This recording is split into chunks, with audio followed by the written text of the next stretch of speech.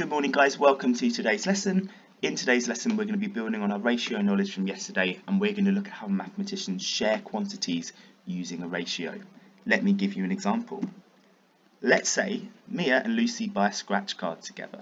I'll give you some more context about this problem. We're going to say that, well, Mia paid 60p, but Lucy, well, she's a bit stingy and she's only paid 40p. So Lucy hasn't paid as much as Mia, but they win the jackpot. So they win £1,000. Okay. I want you to pause the video now and see if you can think, what question do you think I'm about to ask you?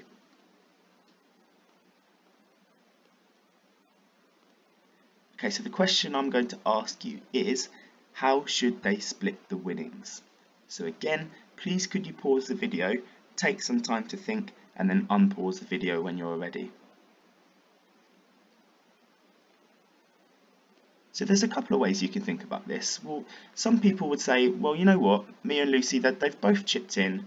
I mean, why don't they just take a 50-50 split and then share the £1,000 equally, so £500 each. However, Mia might take issue with this. Mia might think, well, you know what, I've paid 20p more than Lucy, so I demand a bigger stake. Yes, she's paid a much higher proportion of that £1 to initially buy the scratch card. So Mia might want to do a 60-40 split, so split it in terms of this ratio, which is a 6-4 split, which would give Mia £600, then Lucy £400 as well, right?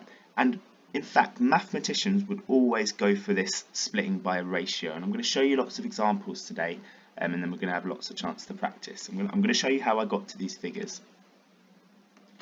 Let's say the question was share £30 in a ratio of 3:2.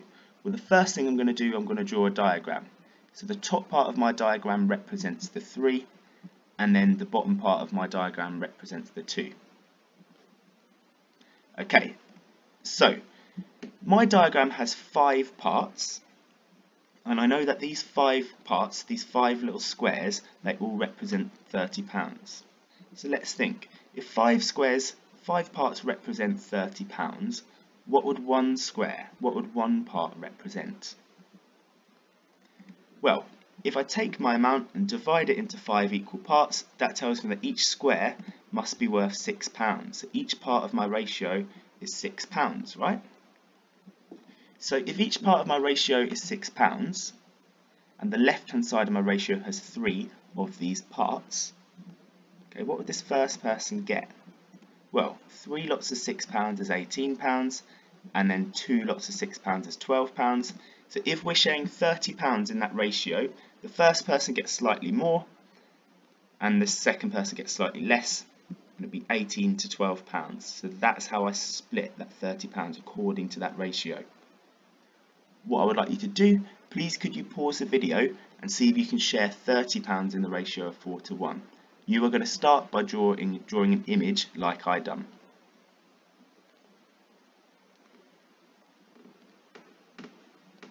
Okay, so the first thing we're going to do, we're going to draw an image to represent this problem. So 4:1 means that I need 4 squares on top and then 1 square on the bottom. Okay, so I know that 5 parts, I have 5 squares, represent £30, which is actually quite similar to the first problem. So 5 squares represent £30, which means that 1 square has to be £6. Okay, so how much does this first person get? Well, they've got 4 squares worth £6, so they would get £24, and then the second person only gets 1 part of this ratio, so 1 lot of £6. So my answer is £24 to £6. Okay, so I use that colon notation, so that's how we write ratio, and I just remember to keep my unit signs as well, because we're thinking in terms of pounds. Okay, so please could you find the worksheet that I've attached for you on Google Classroom, and please could you work your way through task 1, please.